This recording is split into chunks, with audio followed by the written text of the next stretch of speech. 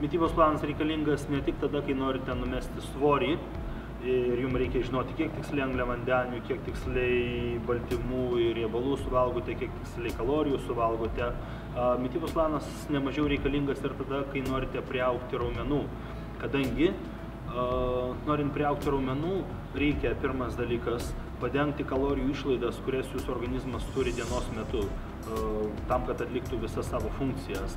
Antras dalykas – padengti energijos išlaidas, kurias organizmas patiria treniruotės metu, nes treniruotės metu jūs deginate energiją, naudojate energiją ir deginate kalorijas. Ir trečias dalykas turi būti energijos perteklius, tai yra kalorijų perteklius, iš kurio jau organizmas galėtų lipdyti naujus audinius, tai yra naują raumeninę masę.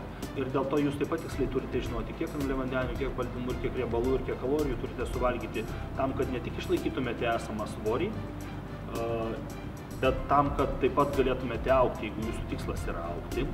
Ir dar vienas momentas, kuris nemažiau svarbus, yra tai, kad net jeigu pasirenkate sveiką maistą ir gerą maistą, taip pat jį reikia vartoti, valgyti tinkamų dienos metu. Tarkime, jeigu avižos yra puikus pasirinkimas pusryčiams, tai jos visiškai netinka vakarienė. Ir jeigu varškė yra beveik idealus produktas prieš miegą, tai varškė nėra toks tinkamas produktas pusryčiams, kuomet ką tik atsibundate, ir tai yra jūsų pirmas dienos valgymas.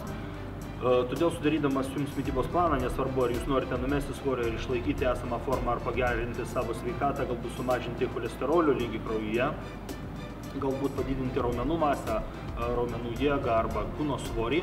Aš jums ne tik suskaičiuoju kalorijas, angliavandenius, baltymus, bet taip pat parenku tinkamiausius produktus ir taip pat pritaikau prie jūsų dienos režimo, kadangi jūs taip pat turite tam tikrą specifinį laiką, kada keliatės, kada pietaujate, kada jūs treniruojatės, ką turite valgyti prieš treniruotę, kada jūs treniruotė baigėsi, ką turite valgyti po treniruotės ir ką tokiu atveju dar galima suvalgyti vakarieniai.